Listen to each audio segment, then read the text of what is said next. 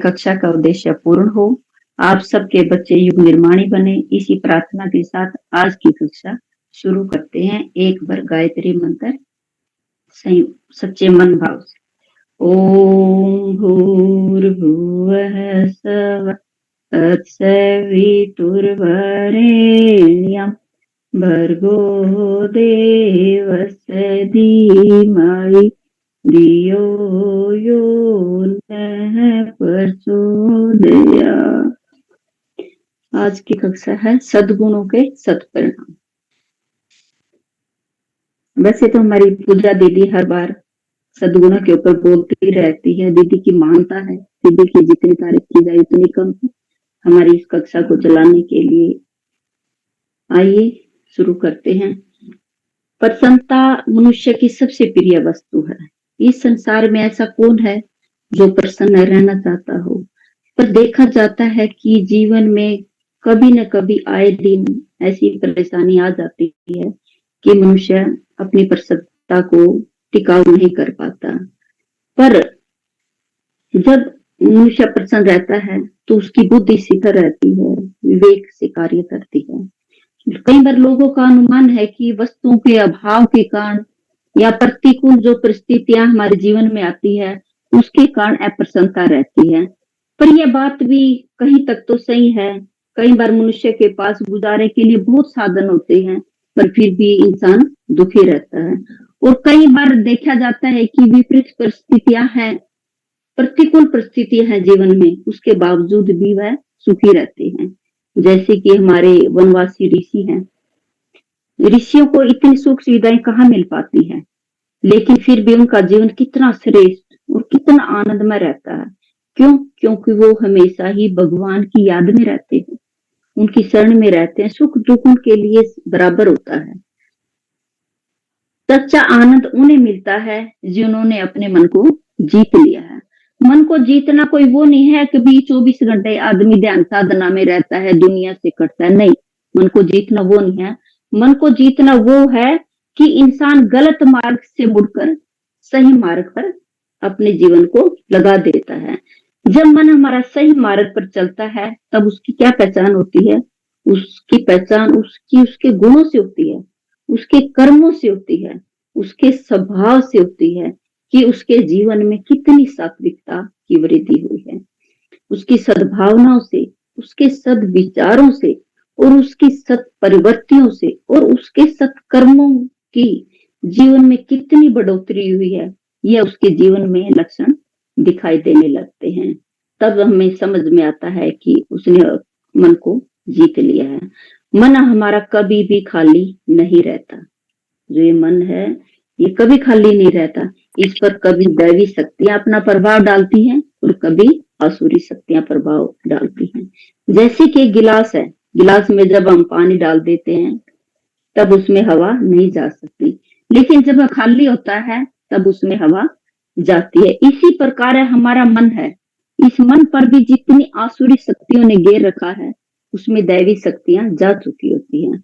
और जहां पर दैवी शक्तियां अपना अधिकार जमाती हैं वहां से आसुरी शक्तियां हट जाती है।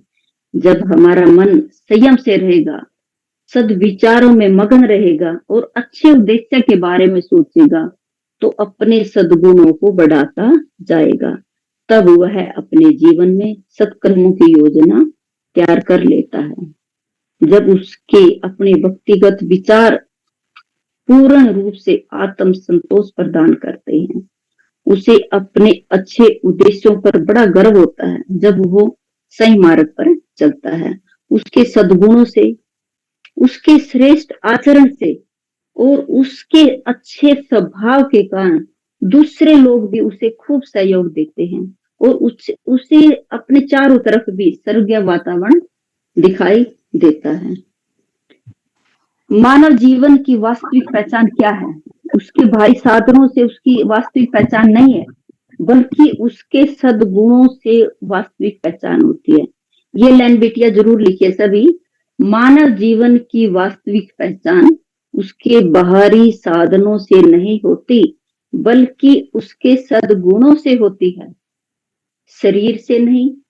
शरीर, धन और पद अथवा मनुष्य की शक्ति कितनी भी महान हो, तभी बन सकते हैं जब उसके सद्गुण उसके अंदर होते हैं। सद्गुण जितने होंगे, उससे समाज में सम्मान और प्रतिष्ठा भी प्रदान करते हैं। जिस व्यक्ति के जीवन में सत्य है, करुणा है, दया है, समय है, त्याग है, परिश्रम, अनुशासन, विनम्रता और सेवा जैसे गुण विद्यमान होते हैं, वही वास्तविक अर्थों में श्रेष्ठ मनुष्य कहलाता है। जो विनम्रता है, ये ऐसा गुण है। एक बार रामकृष्ण परमहंस के पास कोई डॉक्टर गया। रामकृष्ण परमहंस उस वक्त बाग में बैठे थे, तो वो डॉक्टर गया, उसने देखा ये माली है, उसने कहा दी आप मुझे फूल दे दो। उन्हें फूल तोड़ के दिए और वो माँ काली के चरणों में डाला है। जब उसका इलाज करने के लिए वो डॉक्टर रामकृष्ण परमहंस के पास गया, उन्होंने देखा ये तो संत है, तो उसकी विनम्रता पर वह बड़ा गर्व हुआ भी। जो हमारी हरियाणवी भाषा में कहते हैं जुगदों को ही फल लगते हैं। वो इतने संत थे, इतने महान थे, उनकी महानता को उसके सद्गुणों के कारण ही याद किया जाता है। लेकिन आज में एक महीने पहले ही हमारे घर फंक्शन था। हम सेकंड फ्लोर पर रहते हैं और ग्राउंड फ्लोर खाली था, वहां पर हमने फंक्शन किया था। तो हमारे बीच में तो वो थे एनडीआरआई के बहुत बड़े साइंटिस्ट है, पंजाब से आए हुए हैं। तो उनके घर से कोई सामान लिया था जो हमने नीचे रखा था। 2-3 दिन बाद जब उनका वापस करने गए तो वहां पर लॉक लगा हुआ था। जब वो 2-3 दिन बाद आए तो उसकी काम वाली हमारे पास आई भी, आंटी जी वो जो आप लेके गए थे ना वो अंकल मंगवा रहे। मैं ठीक है बेटे मैं जा रही हूँ। मैंने उसको कहा मैं बेटे आप ले आओ ना नीचे से उठा कर। उसने पता झट दे से जवाब दिया, नहीं ये मेरी ड्यूटी नहीं है। मैं एकदम सहम गई, मैं चल कोई बात नहीं मैं जाती हूँ। जब मैं नीचे गई तो वो इतने बड़े साइंटिस्ट थे, उसने उस बात को सुन लिया और वो नीचे गए, मैं गई, मेरे साथ साथ चले गए, वो अपने आप उस चीज को उठा कर ऊपर लेके आए। मैं उसकी विनम्रता पर इतनी वो होगी भी, इतना बड़ा साइंटिस्ट और अपनी चीज नीचे से जाकर अपने आप उठा के लाए। तो बेटे जो ये विनम्रता का गुण है, ये हर बच्ची हर माँ के अंदर होना चाहिए, तभी बच्चे के अंदर भी आएगा। तभी इन गुणों से ही पहचान होती है भी हाँ ये श्रेष्ठ है। जो हमारी भारतीय ज्ञान संस्कृति है, इसने हमेशा से ही चरित्र को धन से ज्यादा और सद्गुणों को उसकी सामर्थ्य से ज्यादा महत्व दिया है। सद्गुण एक ऐसा अमूल्य धन है जिसे कोई भी नहीं चुरा सकता, कोई भी नहीं चुरा सकता, न कोई राजा छीन सकता है। इसे जितना भी अपनाया जाए, यह इतना ही बढ़ता जाता है। जैसे एक पौधे को जितना पानी देंगे वह इतना ही विकसित होगा। सद्गुण भी एक ऐसा गुण है, इसको हम जितना बढ़ाते जाएंगे इतना ही हमारा जीवन सुखी सुख से भरा जाएगा। सद्गुण दो शब्दों से मिलकर बनता है, सत और गुण। सत अर्थात श्रेष्ठ, सत्य, कल्याणकारी। हमारे जीवन में श्रेष्ठ भावना होनी चाहिए, सत्य का भाव होना चाहिए और कल्याणकारी, दूसरों के लिए अच्छा सोचने वाला। गुण, स्वभाव और विशेषताएं हमेशा ही अच्छी होनी है। सद्गुण वे मानवीय श्रेष्ठ गुण है जो व्यक्ति के चरित्र का निर्माण करते हैं और उसे धर्म और मानवता के मार्ग पर चलाते हैं। सद्गुण केवल बाहरी आचरण नहीं है, ये मनुष्य की आंतरिक चेतना का स्वरूप है। हमारी भारतीय ज्ञान संस्कृति में भी बहुत से सर्वश्रेष्ठ उदाहरण है, जैसे हमारे मर्यादा पुरुषोत्तम श्री राम। श्री राम ने भी अपने व्यक्तिगत सुख, राज्य और अधिकार का त्याग किया, केवल किस लिए? पिता के वचन की रक्षा के लिए। 14 वर्ष वनवास स्वीकार किया। उन्होंने यह सिद्ध कर दिया कि सत्य और आज्ञा पालन, धर्म पालन मनुष्य का सर्वश्रेष्ठ सद्गुण है। गोस्वामी तुलसीदास ने रामायण में एक लाइन लिखी है, रघुकुली रीत सदा चली आई, प्राण जाए पर वचन न जाई। यह केवल एक पंक्ति नहीं है, यह हमारी जो भारतीय ज्ञान संस्कृति है, इसके नैतिक दर्शन का आधार है, जड़ है, नींव है। आज भी यदि व्यक्ति अपने वचन का पालन करता है, समाज में विश्वास, शांति का वातावरण स्थापित हो सकता है। महाभारत में भी, महाभारत का जो ग्रंथ है, महाभारत भी केवल युद्ध का इतिहास नहीं है, उसके अंदर भी चरित्र और सद्गुणों का महान संदेश है। धर्मराज युधिष्ठिर हमेशा ही सत्य और धर्म के प्रतीक माने गए हैं। अनेक कठिन परिस्थितियों के बावजूद भी उन्होंने सत्य का मार्ग नहीं छोड़ा। विदुर नीति कहती है कि सत्य बोलो, फिर ये बोलो, पर ऐसा मत बोलो जिसे किसी को पीड़ा हो। जैसे एक गाय जा रही थी, तो आगे कोई बैठा था, उसके पीछे आगे कोई बैठे, पीछे कोई एक आदमी जा रहा था, उसने पूछा भी यहाँ से गाय गुजरी है, तो उस आदमी के अंदर भी अगर सद्गुण है तो वो ये पहचान लेगा कि इस गाय के पीछे ये कसाई है या गाय का मालिक है। अगर उसके अंदर सद्गुण नहीं है तो वो गाय को बता देगा भी उधर गया है, कसाई उसको देगा, तो क्या होगा, तो ऐसा भी सत्य है नहीं बोलना। अगर उसके सद्गुण है, उसके अंदर इतनी फर्क है भी ये मालिक है या कसाई है, तो उसको सही बताएगा। इसलिए ऐसा भी सत्य नहीं बोलना जिससे किसी को दुख हो। सद्गुण केवल सत्य बोलना नहीं है, ये लाइन भी लिखो बेटिया। सद्गुण केवल सत्य बोलना नहीं है, बल्कि उस सत्य को सही ढंग से प्रस्तुत करना है। सद्गुण केवल सत्य बोलना नहीं है, बल्कि उस सत्य को सही ढंग से प्रस्तुत कर सके। ऐसा सत्य भी बोलो और धर्म का आचरण भी करो। हमारी जो भारतीय ज्ञान संस्कृति है, शिक्षा प्रणाली है, केवल ज्ञान देना नहीं था, बल्कि सद्गुणों का विकास करना था। इसलिए गुरुकुलों में विद्या के साथ साथ संयम, सेवा, अनुशासन, विनम्रता और आत्म संयम की शिक्षा दी जाती थी। धन, वैभव और सत्ता तो आती जाती रहती है, लेकिन सद्गुण मनुष्य को अमर बना देता है। आज भी हमारे स्वामी विवेकानंद, महाराणा प्रताप, गुरु गोविंद सिंह, संत कबीर, महर्षि दयानंद, भगवान बुद्ध और हमारे गुरुदेव श्री राम शर्माचार्य, उन सब को भी हम उनके सद्गुणों के कारण ही याद करते हैं, न कि उनके भौतिक वैभव के कारण। उनके गुणों के कारण ही याद किया जाता है। सद्गुण मनुष्य की वास्तविक पूंजी है। जो हमारी भारतीय शिक्षा प्रणाली है, उसका मूल उद्देश्य ज्ञान देना नहीं था, बल्कि सद्गुणों का विकास करना था। इसलिए गुरुकुलों में विद्या के साथ साथ संयम, सेवा, अनुशासन और आत्म संयम की शिक्षा दी जाती थी। धन, वैभव और सत्ता तो आते जाते रहते हैं, आज है कल नहीं है, लेकिन जो हमारे सद्गुण है वो मनुष्य को अमर बना देते हैं।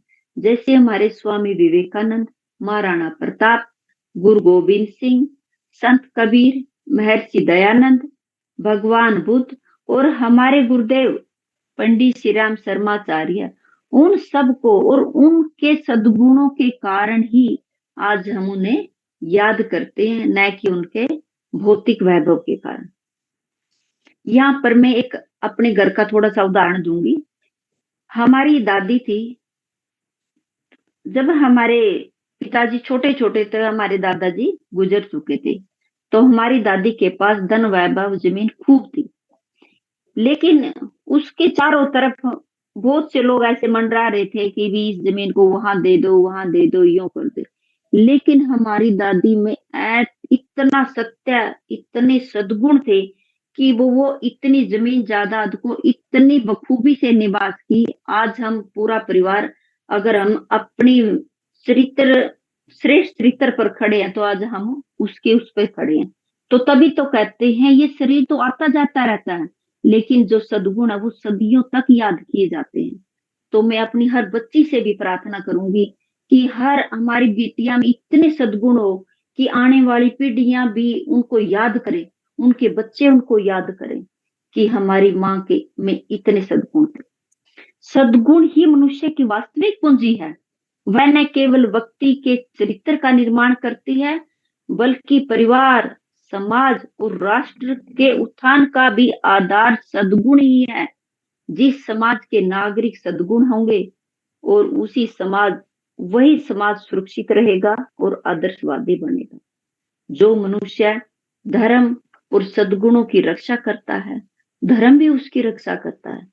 अगर हमारे जीवन में मुसीबतें, कठिनाइयां, परेशानियां आती हैं, अगर हम सही धर्म पर चलते हैं, तो धर्म हमारी रक्षा करता है। हमें बड़ी से बड़ी कठिनाई में भी हमें धर्म सही राह पर लेके आता है और हमारी रक्षा करता है, हमारे कुल की भी रक्षा करता है जब हम धर्म की रक्षा पर चलते हैं। परिवार परिवार भी समाज की एक छोटी सी इकाई है कहने को तो, लेकिन इस परिवार से ही राष्ट्र बनता है। इस जब परिवार में सत्य, प्रेम, त्याग, अनुशासन और सम्मान का वातावरण रहेगा, तो वही संस्कार आगे चलकर समाज और राष्ट्र का निर्माण करे। और हमारे उपनिषदों में तो कहा गया है कि मातर देवो भव, पितर देवो भव, आचार्य देवो और अतिथि देवो भव। अर्थात माता, पिता, गुरु और अतिथि को देवता के सम्मान देना चाहिए। यही शिक्षा हमारी भारतीय परिवार व्यवस्था की आत्मा है। जैसे स्वर्ण कुमार का उदाहरण है। स्वर्ण कुमार के माता पिता बुजुर्ग थे, नेत्रहीन थे, लेकिन उनके माता पिता की सेवा को उन्हें अपना सबसे बड़ा धर्म माना। उन्हें कावड़ में बिठाकर तीर्थ यात्रा कराई। स्वर्ण कुमार इस प्रकार अपने माता पिता की सेवा के कारण ही अमर हुए। उसके उस सद्गुण के कारण ही आज याद किया जाता है कि बेटा हो तो स्वर्ण कुमार जैसा। हर माँ चाहती है कि मेरा बेटा भी स्वर्ण कुमार जैसा हो। उनका जीवन भी हमें यह संदेश देता है कि माता पिता की सेवा और उनकी आज्ञा का पालन मनुष्य का सर्वश्रेष्ठ सद्गुण है। यदि प्रत्येक परिवार में स्वर्ण कुमार जैसे संस्कार हों, तो वृद्धाश्रमों की हमें जरूरत नहीं पड़ेगी। मैं हर बच्ची से प्रार्थना करूंगी कि अपने बच्चों को स्वर्ण कुमार जैसा बनाइए और खुद के जो पति हैं उनको भी ऐसा ही होने का बोलिए। वृद्धाश्रमों की हमें कभी भी जरूरत नहीं पड़ेगी। ये हमारे समाज पर बहुत बड़ा अभिशाप है कि वृद्धाश्रम में जो बुजुर्ग चले जाते हैं, जो हमें पाल पोस कर इतना बड़ा करते हैं और आखिर में जाकर उन माँ बाप की सेवा नहीं करते। ये संस्कार इसीलिए तो गुरु जी ने चलाया है, गर्भ में संस्कार देने हैं, बच्चों को दिव्य बनाना है, हमारा समाज श्रेष्ठ बनाना है। समाज में सद्गुणों का बहुत महत्व है। समाज विश्वास पर चलता है और विश्वास का आधार क्या है? सत्य, ईमानदारी और नैतिकता। यदि लोग एक दूसरे पर विश्वास करें, ना छोड़ दें, व्यापार भी नहीं चलेगा, न्याय भी नहीं होगा और शिक्षा भी नहीं चलेगी और चिकित्सा भी नहीं चलेगी और ये जो हमारा शासन है ये भी प्रभावित हो जाएगा। समाज में यदि प्रत्येक व्यक्ति कर्तव्य का ईमानदारी से पालन करे, तो अधिकांश समस्याएं समाप्त हो जाएंगी। राम राज्य में किसी को भी दैविक और भौतिक कष्ट नहीं था। राम राज्य का आधार केवल शक्तिशाली नहीं था, बल्कि श्री राम के सद्गुण थे। उन गुणों को हमने अपने गर्भ से शिशु को भी बताने हैं। क्या गुण है? सत्यनिष्ठा, न्यायप्रियता, करुणा, उत्तरदायित्व, वचनबद्धता, लोक कल्याण की भावना। इन गुणों के कारण ही आज भी आदर्श शासन की तुलना सिर्फ राम राज्य से की जाती है। छत्रपति शिवाजी महाराज। छत्रपति शिवाजी महाराज केवल एक महान योद्धा नहीं थे, बल्कि उनका चरित्र बहुत ऊंचा चरित्र था। एक बार जब युद्ध हुआ था, तो जब युद्ध होता था ना, वो महिलाओं का बहुत सम्मान करते थे। दूसरे राज्य से युद्ध होता था। एक बार युद्ध दूसरे राज्य से हुआ, तो उस राज्य से उसके सैनिक उस राजा की पत्नी को बंदी बनाकर ले आए। तो उन सैनिकों ने सोचा कि हम राजा को बहुत बड़ा उपहार देंगे और राजा हमसे बहुत खुश होगा, हमें बहुत इनाम देगा। तो वो उसके ऊपर कपड़ा डालकर ले आए। तो उन्हें राजा से कहा, भी राजा जी, हम आपके लिए एक श्रेष्ठ वस्तु लेके आए हैं। तो राजा ने कहा दिखाओ क्या ऐसी श्रेष्ठ वस्तु है। तो जब उन्होंने ऊपर से उससे पर्दा उतारा, उसको देखा, तो उसको देखते ही उन सैनिकों ने तो सोचा भी हमें बहुत बड़ा इनाम मिलेगा, लेकिन उसको देखते ही अ, छत्रपति शिवाजी ने कहा था, काश ऐसी सुंदर मेरी माँ होती तो मैं भी ऐसा ही सुंदर होता। सच्चे मनुष्य कभी भी पर स्त्री पर कुदृष्टि नहीं डालते और पर नारी को बहन, बेटी और माता की दृष्टि से देखते हैं। यह घटना हमें दर्शाती है कि वास्तविक वीरता केवल युद्ध जीतने में नहीं, बल्कि अपने चरित्र की मर्यादा बनाए रखने में है। उसने अपने चरित्र को बनाया, उसके अंदर सद्गुण थे। उनका राजा युद्ध भी किया और उसने अपने सद्गुणों का उपयोग किया। तो आज छत्रपति शिवाजी को याद किया जाता है उसके सद्गुणों के कारण।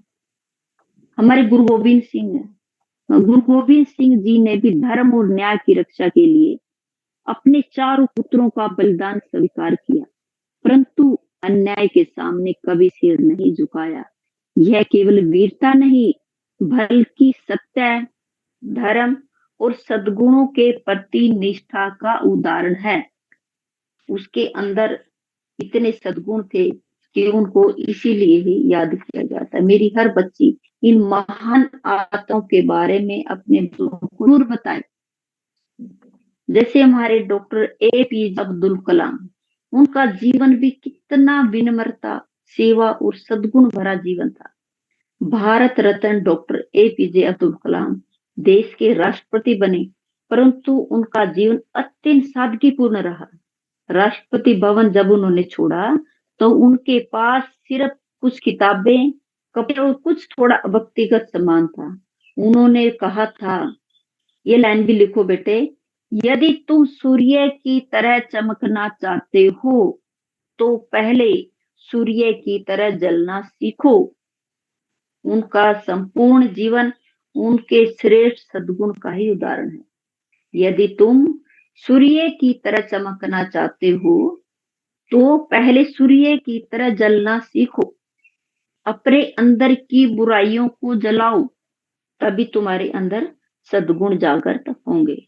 इन सभी उदाहरणों से ये स्पष्ट है कि सद्गुण केवल व्यक्तिगत विकास का साधन नहीं है, बल्कि वे परिवार में प्रेम, समाज में विश्वास और राष्ट्र में श्रेष्ठ शासन की स्थापना करते हैं।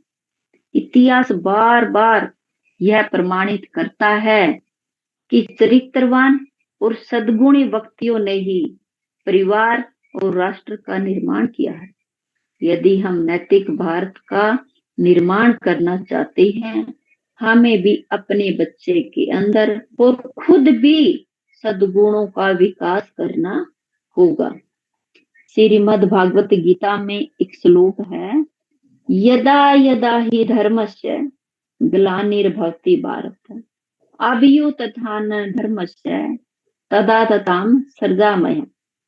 भारत, हे भारत, जब जब धर्म की हानि और अधर्म की वृद्धि होगी, तब तब मैं धर्म की स्थापना के लिए अवतार लेता हूँ। यह श्लोक केवल भारत के अवतार का वर्णन नहीं करता, बल्कि यह भी बताता है कि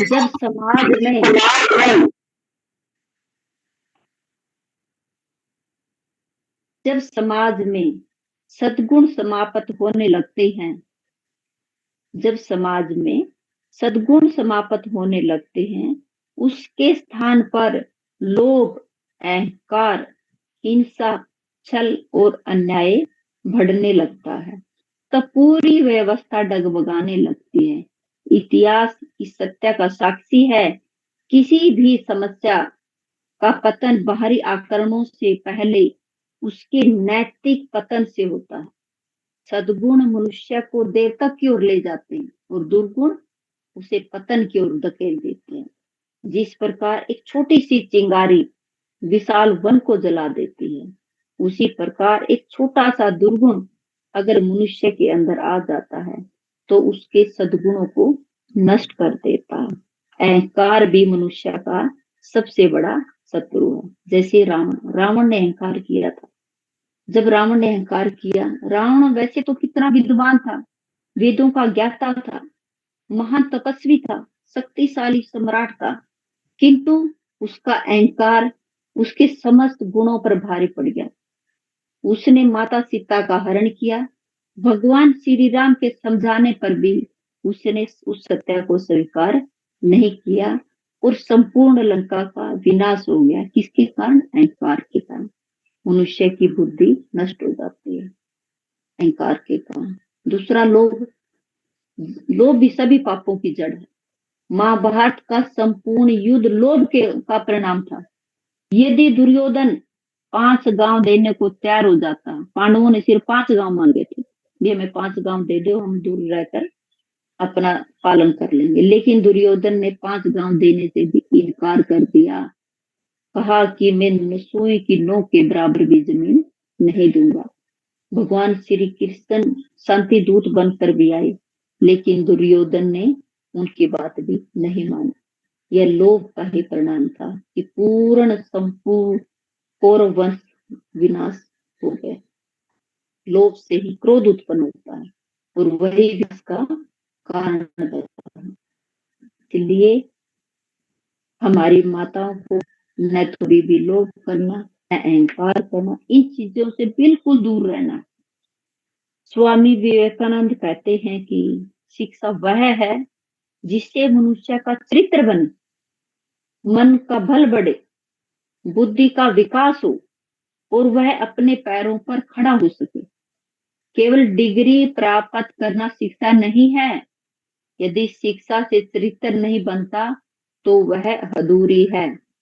किसी भी, जो बड़ा अधिकारी है, न्यायाधीश है, शिक्षक है, डॉक्टर है, सैनिक है या पुलिस में है, किसी भी पद पर है, अगर वह सत्य, निष्ठा, करुणा, धैर्य, अनुशासन और सेवा भावना के साथ अगर उस कार्य नहीं करता तो फिर समाज में अत्याचार का माध्यम बन जाता है।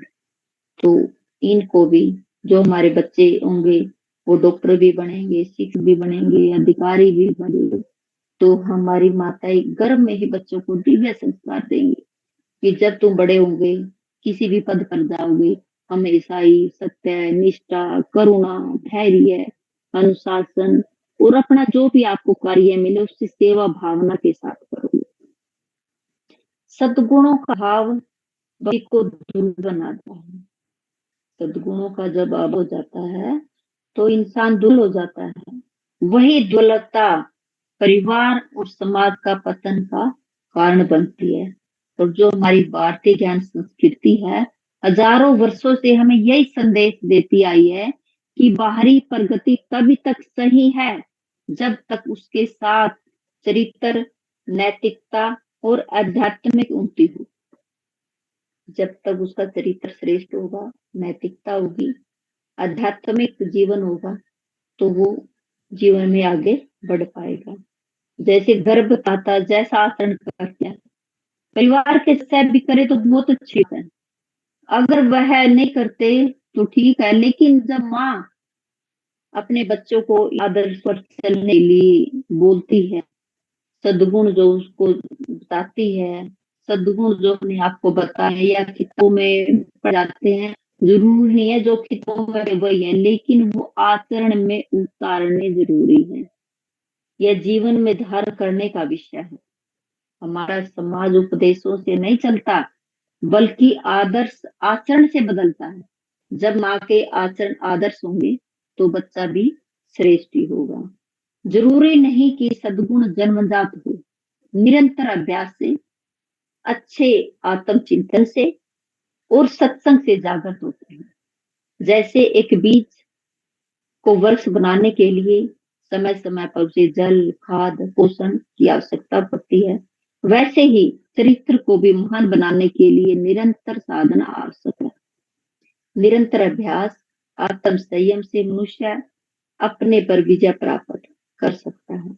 अपने मन पर विजय प्राप्त करने से और सद्गुणों को विकास का पालन कैसे होता है, इनके मैं कुछ बातें बताती हूँ।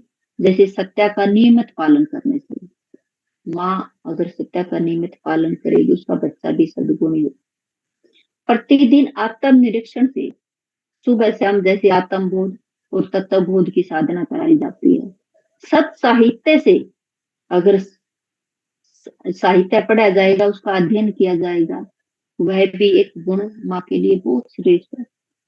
दूसरा, संतों का विद्वानों का सत्संग सुनने से, माता पिता और गुरुजनों की सेवा से, समय का सदुपयोग से, जैसे जो क्लासें चलती हैं इनका समय पर बच्चे सुबह की क्लास, दोपहर की, शाम की समय पर का सदुपयोग करेंगे तो उसका बच्चा श्रेष्ठ होगा। क्रोध और अहंकार पर नियंत्रण करने से, ईश्वर में श्रद्धा और प्रार्थना करने से, आत्म संयम से, अनुशासन से, इन सब का नियमित पालन करने से ये गुण मनुष्य के स्वभाव का अंग बन जाते हैं। सद्गुण केवल खुद का नहीं, दूसरों का भी परिवर्तन कर सकते हैं। जब सद्गुण आते हैं वो खुद का तो परिवर्तन करते ही करते हैं, लेकिन वो दूसरों का भी परिवर्तन करते हैं। जैसे हमारे आर्य समाज के प्रसिद्ध नेता स्वामी श्रद्धानंद, वो अपनी लेखनी में लिखते हैं, जब वो युवावस्था में थे तो वो शराब, जुए, मांस आदि का सेवन करते थे। उनका पहले का नाम मुंशीराम था। एक दिन वो शराब के नशे में कहीं एक दिन रात को रात को लेट आए, तो आने के बाद उसको उल्टियां होने लगी, उसकी तबीयत बहुत ज्यादा खराब हो गई। तो उसकी पत्नी थी, वो आदर्शवादी थी, सद्गुणी थी। उसने उन्हें कुल्ला कराया, उल्टी के सने हुए सारे कपड़े बदल कर पलंग पर लेटाकर सिर दबाने लगे। नींद आई और वे सो गए। जब नींद खुली तो उन्होंने पानी मांगा। उसकी पत्नी उठी और उठने के बाद उसने मिश्री मिलाकर उसको दूध पिलाया। जब उसके पति ने दूध पिया और उसे होश आया तो वह उसे पूछने लगे, क्या तुम अभी तक जाग रही हो? बोली, हाँ, भी आपकी तबीयत खराब थी तो मैं आपका सिर दबा रही थी। और तुमने खाना खाया कि नहीं खाया? तो उसने कहा, अभी पति परमेश्वर, जब तक आप नहीं खाएंगे तो मैं खाना कैसे खा सकती हूँ? आपके खाए बिना मैं भी खाना स्वयं नहीं खा सकती। अपनी पत्नी की इतनी उदारता और श्रद्धा को देखकर पति का हृदय भर आया। वह अपनी सारी बुरी आदतों पर उससे क्षमा मांगने लगा और पत्नी ने कहा, भी आप तो मेरे स्वामी हैं, ऐसा कहकर आप मुझ पर पाप न चढ़ाएं। मैंने तो आपको ही परमेश्वर माना है, आपकी सेवा करना ही मेरा कर्तव्य है। मैं आपको परमेश्वर मानती हूँ और मैंने आपकी सेवा करना मेरा कर्तव्य है। उसी रात से ही उसने अपना जीवन बदल दिया। स्वामी श्रद्धानंद, ये अपनी जीवनी में खुद लिखा है कि मैं अपनी पत्नी के सद्गुणों के कारण ही आज समाज में मेरी पहचान है। तो अपने जीवन की दिशा बदलने वाली यह घटना सच्चे सद्गुणी के संपर्क में रहने से दूसरों का भी जीवन बदल जाता है। शरीर और गुण, इन दोनों में बहुत बड़ा अंतर है। यह शरीर तो थोड़े ही दिनों का, पता नहीं कितने दिन रहना, 50 साल, 60 साल, 70 साल, चाहे जब एक क्षण में नष्ट भी हो सकता है।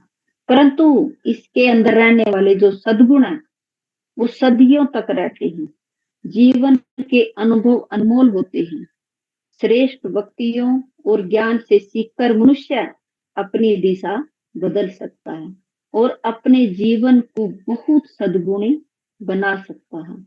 बाहरी उपलब्धियों से अधिक महत्वपूर्ण है भीतर की चेतना और आत्मा का विकास। आइए हम एक प्रसंग और आपसे बताते हैं। नेपोलियन था, जब वह उच्च शिक्षा प्राप्त करने के लिए अपनी पढ़ाई में लगा हुआ था, तब उसके पड़ोस में एक स्त्री रहती थी। वह उस पर मुग्ध रहती थी, वह उस पर आकर्षित रहती थी, बार बार छेड़खानी करती रहती थी।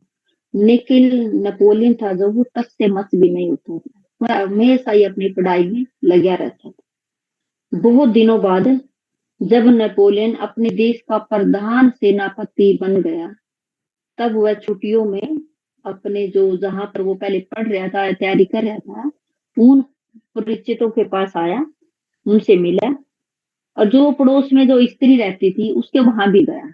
जब वह उसके वहां पहुंचा तो उसने उसको कहा कि आपको याद होगा कि यहाँ नेपोलियन नामक का लड़का पढ़ाई करता था। तो उस स्त्री ने उसकी बात काटते हुए कहा, हाँ हाँ हाँ, था एक नीरस सा, रूखा रूखा सा, किताबों का कीड़ा लड़का, उसकी मुझे याद है। ऐसे बेकार आदमी की बातें मेरे सामने मत कीजिए, वो बेकार था। नेपोलियन ने हंसकर कहा, देवी, मैं वही नीरस, किताबों का कीड़ा नेपोलियन हूँ, आज का प्रधान सेनापति। यदि उन दिनों में रसिक रहा होता तो आज सेनापति बन सकना मेरे लिए संभव न होता। तो यही बात मैं अपनी हर बच्ची से कहूंगी कि 9 महीने का एक एक पल, एक एक क्षण अपने बच्चे के लिए देना, एक एक सद्गुणों को बढ़ाना। सुबह की साधना, उसके बाद हमारी पूजा दीदी, मनीषा दीदी योग कराती हैं। घर का उनका भी अपना काम है, बच्चे हैं, लेकिन वो किस लिए? समाज के, राष्ट्र के उत्थान के लिए वो 7 बजे अपना घर का सारा काम करके योग कराने के लिए तैयार हो जाती है। तो मेरी हर बच्ची से प्रार्थना है कि योग करिए, उनकी एक एक बात को ग्रहण कीजिए। ये आम नहीं है, ये दैवी शक्तियां हैं। ये तुम्हें समाज में अपना उद्धार करने के लिए आई है, समाज को श्रेष्ठ बनाने के लिए आई है। उसके बाद हमारी सविता दीदी कहानी डालती है, एक एक कहानी में कितनी सीख होती है। उन कहानियों को अपने बच्चे से सिखाइए, हर रोज बताइए भी इन कहानी का उद्देश्य क्या है। दोपहर की अवतरण साधना होती है, जीवन में आगे कैसे बढ़ते हैं, जीवन को ऊंचा कैसे उठाते हैं। हमारी माता जी के साथ गायत्री मंत्र की साधना होती है। उसके बाद नाद योग, नाद योग ब्रह्मांड की दिव्य ऊर्जाएं, भाव से करिए, भाव करिए कि दिव्य ऊर्जाएं आपके बच्चे के रोम रोम में, कण कण में फैल रही है। और रात की फिर साधना होती है। अगर हमारी बच्ची इन सद्गुणों को अपनाएंगी तो तुम्हारा बच्चा भी श्रेष्ठ महान शक्तियों की श्रेणी में होगा, सद्गुणी होगा, अपने परिवार का, समाज का, राष्ट्र का नाम रोशन करेगा। जीवन में कोई भी अनमोल उपलब्धि बिना प्रयास के नहीं मिलती। जैसे हीरे को पाने के लिए कीमत चुकानी पड़ती है, वैसे ही अच्छी संतान के लिए ईश्वर का सानिध्य, तप और त्याग भी करना ही पड़ेगा। नींद का त्याग करना पड़ेगा, आलस का त्याग करना पड़ेगा। जब तुम इन का त्याग करोगी तो दिव्य संतान हो ही होगी। अब खुद भी श्रेष्ठ बनोगी, अपना परिवार भी श्रेष्ठ बनाओगी, परिवार श्रेष्ठ बनेगा, समाज भी श्रेष्ठ बनेगा इन गुणों को अपनाने से। तो इसलिए मेरी हर बच्ची से प्रार्थना है कि इन सभी दिव्य गुणों को अपने जीवन में अपनाए, सद्गुणों को ग्रहण करें। और इसी भाव के साथ सभी बच्चियां दोनों हाथ गोद में और सविता देवता का ध्यान करते हुए गर्भ पर हाथ रखें और अपने गर्भ से शिशु से बात करें, अपने गर्भ से शिशु से बात करें, दोनों हाथ गोद में रखें, कहें, हे पुत्र, तुम अपनी जननी मां के शब्दों को सुनो। रखिए हाथ। तुम शुद्ध हो, तुम बुद्ध हो, तुम निरंजन हो, संसार की माया से रहित हो। यह संसार स्वप्न मात्र है। उठो, जागृत हो, मोह निंद्रा का परित्याग करो। तुम सच्चिदानंद हो, दिव्य आत्मा हो, सर्वश्रेष्ठ आत्मा हो, दिव्य सद्गुणों से भरे हुए हो। अपने परिवार का, समाज का, राष्ट्र का उत्थान करना है। इस भाव के साथ ओ अस्तु मा सद्गमय ओ तमसो मा ज्योतिर्गमय ओ मृत्योर्मा मृतगमय ओ शांति शांति शांति।